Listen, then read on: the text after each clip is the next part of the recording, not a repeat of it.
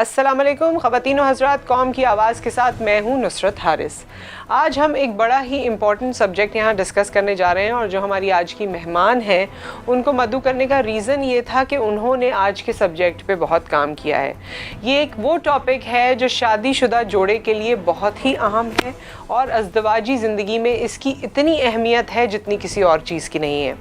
मैं बात कर रही हूँ औलाद के हवाले से। जो लोग परेशान हैं, जिनको इनफर्टिलिटी का इशू है या जो बड़ी मेहनत कर रहे हैं, टेस्ट भी करा रहे हैं, प्रोसीजर्स के बारे में जानना चाहते हैं लेकिन आज भी बे औलाद हैं, उनके लिए खुसूसी तौर पे, और उनको आप खुसूसी तौर पे इस प्रोग्राम का लिंक भी शेयर कीजिए और आज जितनी इन्फॉर्मेशन हम यहाँ से इम्पार्ट करेंगे वो भी बताइए, क्योंकि पूरी दुनिया में इस पर बड़ी रिसर्च हुई है।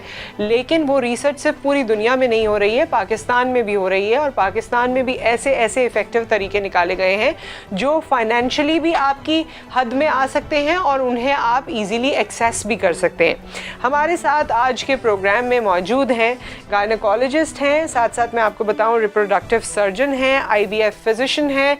मेरा अपना इनसे ताल्लुक़ रहा है, जितने हम शोज़ करते रहे हैं, कोई 10-12 साल से तो मैं इनको जानती हूँ और इनकी अपनी एक बाकायदा रिसर्च की और फर्टिलिटी पे काम करने की हिस्ट्री है। हमारे साथ डॉक्टर साजिदा शाहनवाज़ मौजूद हैं। अस्सलाम वालेकुम। जी वालेकुम अस्सलाम। बहुत खुशी हो रही है, बहुत प्यारा आपका सेटअप देख के। ये मुझे लगता है जैसे मेरे दिल के कलर्स हैं ऐसे आपके। थैंक यू सो मच, बहुत बहुत शुक्रिया।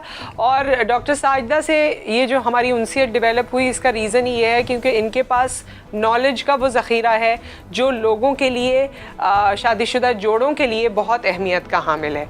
डॉक्टर साहिबा, मैं डायरेक्ट टॉपिक पे आना चाहूँगी और आजकल जो एक नई चीज़ जो मैंने अभी सुना आपसे ही, स्टेम सेल के हवाले से, औलाद नहीं है, बहुत उस पर लोग रिसर्च करते हैं, दम दरूद भी करा लेते हैं, हर तरीके का वजीफ़ा भी कर लेते हैं, हर्बल इलाज भी करा लेते हैं, जो घर में मेड आती है उससे भी पूछ लेते हैं कि क्या करना चाहिए क्या नहीं, वो भी अद्वियात दे देती है। तो आप बताइए कि जो हमने ये मेरी तमाम गुफ्तगू के बारे में कि क्या जिनको डॉक्टर्स मना कर देते हैं या जिनके कम चांसेस होते हैं औलाद के, क्या उनकी औलाद नहीं हो सकती? बिल्कुल नुसरत, ये बहुत ही आपने ज़बरदस्त आज टॉपिक चुना, क्योंकि थोड़ी देर पहले मैं सोच रही थी, मैंने कहा पता नहीं क्योंकि आपसे मुलाकात नहीं हुई पहले कि अचानक से आप क्या सवाल करेंगी।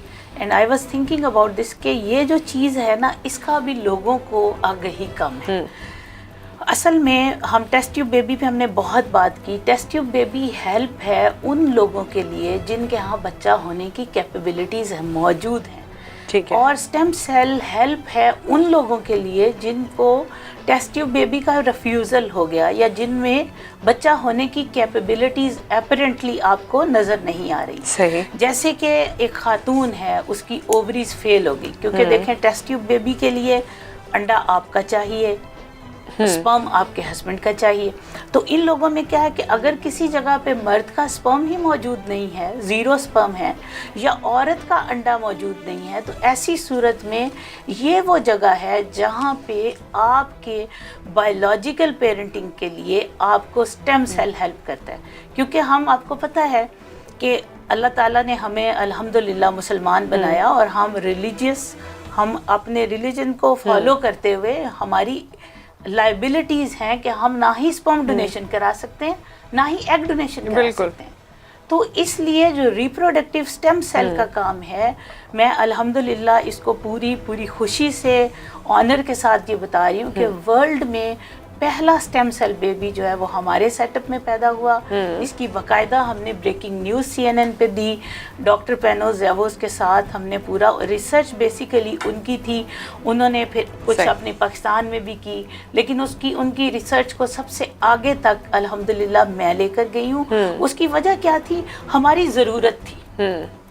अच्छा, बाकी मुल्कों में मुझे लोग पूछते हैं कि डॉक्टर साहबा आप स्टेम सेल की बात कर रही हैं, अमेरिका में क्यों नहीं हो रहा रिप्रोडक्टिव स्टेम सेल पे काम? मैं उन्हें कहती हूँ कि या यूरोप में क्यों नहीं हो रहा? मैं उन्हें हमेशा ये बात बताती हूँ कि देखें, उनको ज़रूरत ही नहीं है।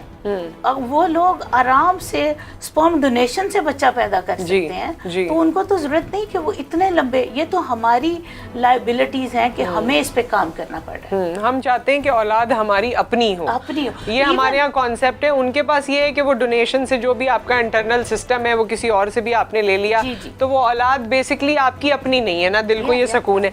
अच्छा, ये जो सॉरी स्टेम सेल के हवाले से आप बता रही हैं, रिलीजियसली अगर हम मजहबी तौर पे देखें, क्योंकि हमारे लोगों को इसके लिए बड़ी परेशानी होती है, ये बिल्कुल आपने इसके बारे में मालूम किया है, ये ठीक है? 101% हमारा जो पहला पाकिस्तान का स्टेम सेल हुआ दैट वाज इन 2015।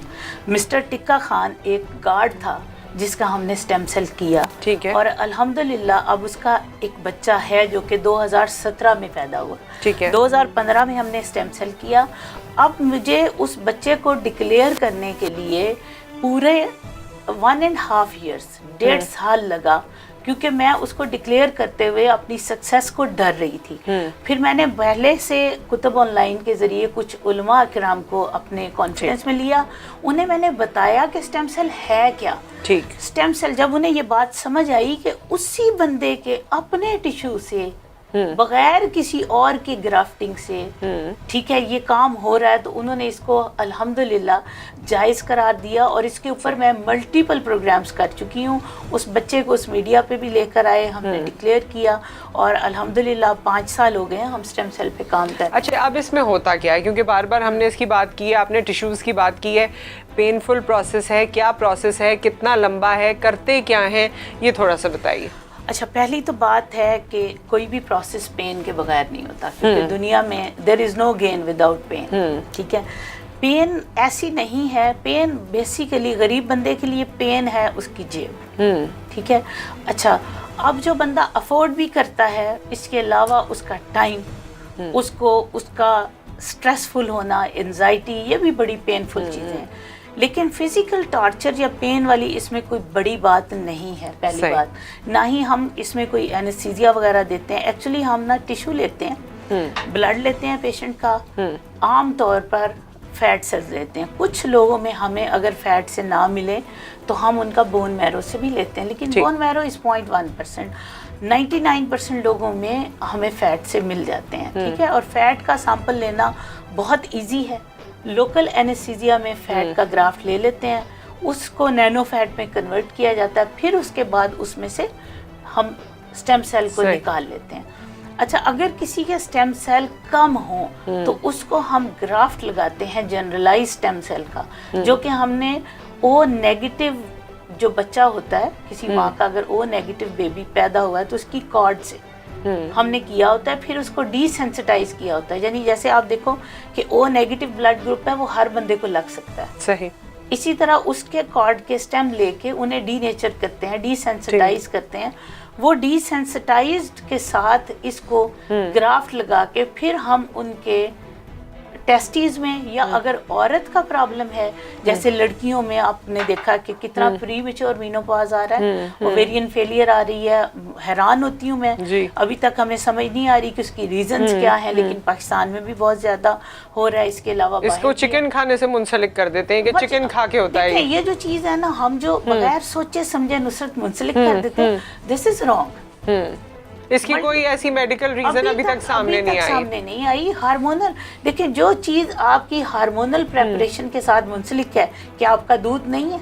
आप हार्मोन्स लगाते हैं तो फिर ही आप भैंसें दूध देती हैं, तो क्या दूध पीने से कितने प्रॉब्लम? हर चीज में ही हमारे यहाँ तो अब केमिकल्स यूज होते हैं और प्रोसीजर्स यूज होते हैं, बिल्कुल सही। तो दैट्स द रीजन।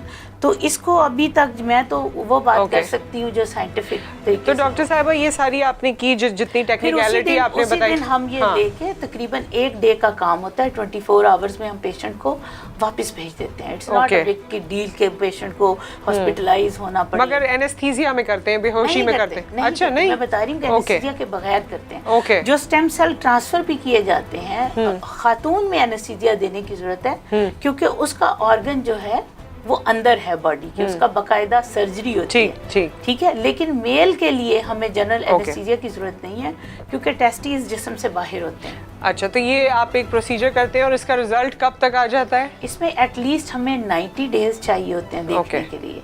कुछ लोग जो बहुत खुशकिस्मत हों 90 डेज में भी मिलता है, लेकिन 2 years तक इसका जो प्रोटोकॉल है वो आप 2 साल तक आपकी वेट। कितने % चांसेस हैं? जैसे मैंने ऐसे शादीशुदा जोड़े भी देखे हैं कि जब वो IVF के लिए गए तो उनसे ये कहा गया कि सिर्फ 35% चांस है, 30% चांस है, या फिर 15 भी देते हैं। हाँ, कि वो बहुत कम चांस है, तो वो लोग भी इसको ऑप्ट कर सकते हैं। और फिर इसमें कितना चांस है उनके लिए?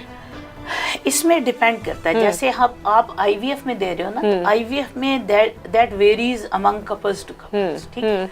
तो कपल्स में बाज लोगों में हमें एफएसएच देखना पड़ता है कितना है, कुछ लोगों में टेस्टिकुलर फेलियर की और वजह होती है, उनमें 2 सेल्स होते हैं जो बनाते हैं स्पर्म बनाने में रिस्पॉन्सिबल हैं, तो वो बाज़ दफ़ा उनमें 1 सेल होता ही नहीं है, उनमें भी सक्सेस कम हो जाता है।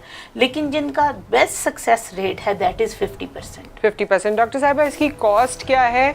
और बल्कि कॉस्ट से भी पहले एक और चीज़ मुझे बताइए, फिर कॉस्ट के बारे में बताइएगा। हमारे यहाँ मर्द हजरात का या हस्बैंड का मिजाज क्या है? क्या वो ये सब कुछ कराने पे आमादा होते हैं? क्योंकि हमारे यहाँ तो एक मिनिमम जो टेस्ट होता है, लोग उसमें भी कहते हैं बेगम को कि तुम जाके टेस्ट कराओ, मैं टेस्ट नहीं कराऊंगा। ये बड़ा ईगो सेंट्रिक मसला है, आपको मुझसे ज़्यादा पता होगा। सो इस प्रोसीजर के लिए क्या मर्द हजरात ईजीली अवेलेबल हो जाते हैं? अच्छा नुसरत, इसमें आपने भी मेरी बड़ी मदद की। याद है जब आप पहले हम लोग मिले, तो आज से 8 साल पहले जब मैंने ये काम शुरू किया था ना, वो जो मुझे प्रॉब्लम्स उस वक्त थी, अल्हम्दुलिल्लाह अब आज नहीं है। Okay. मीडिया से मैंने उन लोगों को ये मैसेजेस भिजवाए, और मैं पाकिस्तान की पहली फीमेल एंड्रोलॉजिस्ट हूँ जो कि मेल फर्टिलिटी को इशू कर रही है। Okay. और अल्हम्दुलिल्लाह मेरे क्लिनिक में 90% मेरे मेल होते हैं पेशेंट्स, जिनका ये प्रॉब्लम होता है। और देखें वो और लाहौर में आपका सेंटर है, लाहौर में आप क्लिनिक करती हैं, तो पंजाब के मुख्तलिफ इलाकों से, गांव देहातों से भी लोग आते हैं। 2 जगहों पे मैं काम कर रही हूँ, सरगोदा में भी कर रही हूँ, लाहौर में भी कर रही हूँ। ठीक है। सरगोदा में हमारा जो सेटअप है वो आम तौर पे रिसर्च और पुअर पेशेंट्स के लिए रखा जाता है, ठीक है। और यहाँ पे जो लोग हमारे ज़्यादातर बाहर के लोग होते हैं, हमारे पास ज्यूज आते हैं ऐसे जिनकी लाइबिलिटीज़ हैं कि वो सोशल अपने रिलीजियसली बाउंड हैं कि उन्हें अपना बच्चा चाहिए, ऐसे क्रिश्चियंस हैं जिन्हें अपना बच्चा चाहिए। वो लोग देखें, वो लोग बाहर से सफ़र करके सिर्फ हमारे पाकिस्तान में आते हैं इस वजह से। ओके। अल्हम्दुलिल्लाह कि हमने ये चीज़ जो है, अभी आपने देखें कोविड में पाकिस्तानी डॉक्टर्स ने कैसे अपने आप को प्रूव किया कि we are offering best facility. अभी आप देखें कनाडा में कैसे कैसे हालात से हमें गुजरना पड़ा। लेकिन इस फैसिलिटी का, अब जिस तरह आपने बताया, आप सरगोदा में हैं और लाहौर में, सो आपके पास पूरे पाकिस्तान से लोग आते हैं। और ये प्रोग्राम करने का भी मकसद ये था कि कराची या बड़े शहर या दीगर और इलाके जहाँ पर लोगों को ये मसला है वो आपके पास आ सकते हैं। उनके लिए क्या आसानी है? उनके लिए उन्हें मैं बाकायदा ऑनलाइन अपॉइंटमेंट्स उनके साथ करती हूँ। ठीक है। अभी मेरा कराची आने का मकसद यही था कि मैंने 3-4 डॉक्टर्स को इसमें ट्रेनिंग दे रही हूँ। वो ये है कि वो लोग, आपका जैसे किसी का हमने स्टेम सेल प्रिपेयर करना है, उन्हें कौन सी मेडिकेशन देनी है, टेस्ट देने हैं, वो सब प्रिलिमिनरी टेस्ट, ठीक है, सब चीज़ें यहाँ होंगी। एक दिन हम उन्हें बुलाएंगे, अगर कोई पुअर पेशेंट होगा तो उसको हमने एक मेडिटूर पाकिस्तान के साथ हमने कांटेक्ट किया है, तो उससे हम फैसिलिटेट कराएंगे उनको। वो उनका टीएडीए भी उसमें इंक्लूड कर देंगे उसी पैकेज में। ठीक है, जैसे आपका आना जाना भी जो है वो भी हॉस्पिटल की जानिब से, हम आसान लफ्ज़ समझ लें। और आप जो गरीब पेशेंट हैं जो अफोर्ड नहीं कर सकते लेकिन औलाद की चाहत रखते हैं, उनका इलाज भी उनको करेंगे, क्योंकि मैं हर 10 में से 2 लोगों को फ्री ऑफ कॉस्ट करती हूँ। ठीक है, ठीक है। और इंशाल्लाह ये सिलसिला मैंने लोगों से, जो मेरे साथ टीम के लोग हैं, उनसे ओथ भी लिया है कि मेरे जाने के बाद भी इंशाल्लाह ये जारी रहेगा। हर 10 में से 2 हम 10 में से 2 को, जब उनका ये होता है कि उनकी बारी उसी वक्त नहीं आती, दे हैव टू वेट, लेकिन उनकी बारी इंशाल्लाह आएगी। ठीक। अभी जो लोग मेरा प्रोग्राम देख रहे हैं या जिनका जो था, उस सब लोगों को जिन्होंने हम तक कांटेक्ट किया, जब उनकी बारी आई हमने उन्हें एंटरटेन किया। क्योंकि उसमें मुझे कोई चीज़ जेब से देनी नहीं पड़ती। ठीक है। हम उसी से जो उन 10-8 लोगों में से लेते हैं, उसी में से उनको फैसिलिटेट करते हैं। ठीक है। कॉस्ट कितनी है डॉक्टर साहिबा इसकी? इसकी कॉस्ट अगर देखा जाए तो जो इंटरनेशनली चल रही है वो 20-25 लाख कॉस्ट आती है। ठीक है। पाकिस्तान में हम एंड्रोलॉजी इंस्टीट्यूट ऑफ अमेरिका के रेफरेंस से इसको फैसिलिटेट कर रहे हैं, तो उसमें $1,000 यानी 1.5 लाख पाकिस्तानी जो है, इसकी मेडिकेशन का खर्चा पेशेंट ने खुद उठाना है। ठीक है। इसके अलावा 20 से 30 हज़ार का सिर्फ खर्चा आता है ओवरऑल, जो उन्हें हॉस्पिटलाइजेशन के वक्त देना पड़ता है। उसके अलावा जो प्रोसीजर है, जी, उसके अलावा सिर्फ इतने में हो जाता है। यानी $1,000 की मेडिकेशन इन्हें खुद किट मंगवानी। मेडिसिन जो है वो ज्यादा महंगी है। मेडिसिन में मतलब वो 1.5 लाख होगी। अदरवाइज आप प्रोसीजर वगैरह करते हैं उसमें ज्यादा नहीं, उसमें 30 हज़ार टोटल कॉस्ट आती है। ओके, क्योंकि अभी हम उसको रिसर्च प्रपोजल पे कर रहे हैं। ठीक है। हमें सारी फैसिलिटीज इसकी एंड्रोलॉजी इंस्टीट्यूट ऑफ अमेरिका की तरफ से दी जा रही हैं, हमारी तमाम इक्विपमेंट, मशीनरी। तो डॉक्टर साहब आप लोग इस चीज़ का ध्यान कैसे रखते हैं, क्योंकि हमारे यहाँ ज़रा ट्रस्ट डेफिसिट हर मामले में ही आ जाता है। जब आप लेबॉर्ट्री में कोई अपना प्रोसीजर कर रहे हैं या टिश्यूज़ के साथ जो भी आपका है टेक्निकली जो भी काम कर रहे हैं, इस तरह के मज़ाहिया ड्रामे या फिल्में भी बनती रही कि जी वो स्विच हो जाते हैं और किसी का किसी को लगा दिया। सो ये वाली चीज़ ऑन द सीरियस नोट ये इन लोगों के लिए एक सोच है कि ऐसी तो कोई प्रॉब्लम नहीं होती। बात है ये IVF में तो हो सकता है, लेकिन उसके भी बहुत स्ट्रिक्ट हमारे प्रोटोकॉल्स होते हैं अल्हम्दुलिल्लाह। लेकिन इसमें अगर किसी को लगा है ना, यानी आपका स्टेम सेल तो किसी और को लगेगा नहीं, तो वो रिजेक्ट हो जाएगा ना। ओके, ठीक है। इसमें स्पर्मेटोजेनेसिस अपने ही कपल की होनी है। हमारा जो पहला स्टेम सेल बेबी पैदा हुआ है वो एक्चुअली, अच्छा एक आपने ये जरूर, आपने भी सवाल नहीं पूछा लेकिन मैं खुद आपके पूछे बगैर लोगों को बताना चाह रही हूँ कि क्या स्टेम सेल के बाद, वो आपके इस सवाल के साथ मुंसलिक है जो अभी आप जी जी, क्या स्टेम सेल के बाद लोग क्या नेचुरल वे से उनका बच्चा पैदा हो जाएगा या उन्हें फिर भी टेस्ट ट्यूब बेबी कराना पड़ेगा? ठीक है। तो इसमें कुछ लोगों में स्पर्मेटोजेनेसिस नेचुरल स्टार्ट हो जाती है। हमारा पहला जो वर्ल्ड का स्टेम सेल बेबी था वो 0 स्पर्म का हामिल था बंदा, और उसके बाद उसकी स्पर्मेटोजेनेसिस खुद स्टार्ट हुई और अल्हम्दुलिल्लाह उसकी वाइफ ने नेचुरल वे से कंसीव किया। इसका चांस सिर्फ 10 to 15% होता है। जो बाकी 35% सक्सेस आती है वो आती है कि स्पर्म बदना शुरू हो जाते हैं, लेकिन उसके स्पर्म इतने वो ताकत में नहीं होते कि वो सीमन में आए। वो क्या होता है, वो टेस्टीज में ही रहते हैं, फिर वहां से हम एस्पिरेट करके और उसका प्रोसीजर करते हैं। अब तक कितने स्टेम सेल्स प्रोसीजर हो चुके? इसलिए जो आपका सवाल था ना कि वो बदल तो नहीं जाता, वो बदलेगा नहीं, बदल ही सकता ही नहीं, स्पर्म निकले। ओके। सो ये अब तक कितने इस तरह के प्रोसीजर हो चुके हैं, कितने जोड़े जो हैं वो खुशकिस्मत साबित हुए? अल्हम्दुलिल्लाह मैं अब नेक्स्ट टाइम आई तो मैं अपना पूरा आपको रिसर्च आपके साथ शेयर करूंगी, स्टैटिस्टिक्स। लेकिन हजारों लोग हैं जिनको हमने अल्हम्दुलिल्लाह, मुझे नहीं पता था कि पाकिस्तान में इतने लोग नीडी हैं इस स्टेम सेल के लिए। यानी कितने लोग हैं, यकीन को जरूरत है जिनके 0 स्पर्म हैं या जिनके स्पर्म की मॉर्फोलॉजी खराब है, उनको डॉक्टर्स बताते हैं जी आपके स्पर्म एबनॉर्मल है, या उनकी स्पर्म काउंट 5 मिलियन से भी कम, या खवातीन के जो इश्यूज हैं, अभी मैं मेल का बता रही हूँ, या उनमें टेस्ट ट्यूब बेबी के बावजूद भी उनकी फर्टिलाइजेशन प्रॉपर नहीं हो सकी। और जिन खवातीन में ये इशू है कि उनकी ओवरीज अच्छा अंडा ही नहीं बनाती, जब भी वो बेचारे IVF के लिए भी जाते हैं तो पता चलता है कि एग मैच्योर नहीं हुआ, या मैच्योर था तो गुड क्वालिटी नहीं था।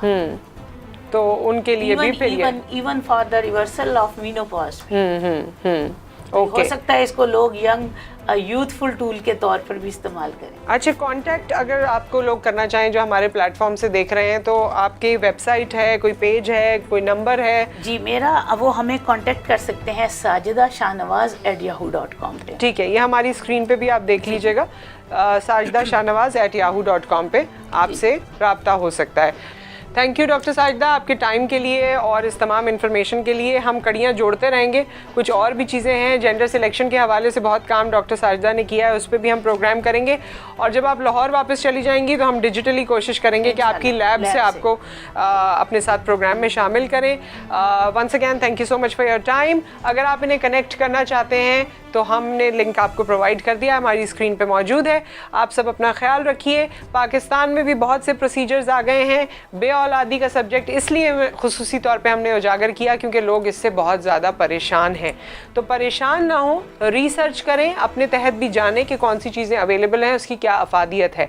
और हमारी जिम्मेदारी ये है कि हम जो कुछ भी हमारे सामने इन्फॉर्मेशन आए वो आपके सामने रखें। अपना ख्याल रखिए।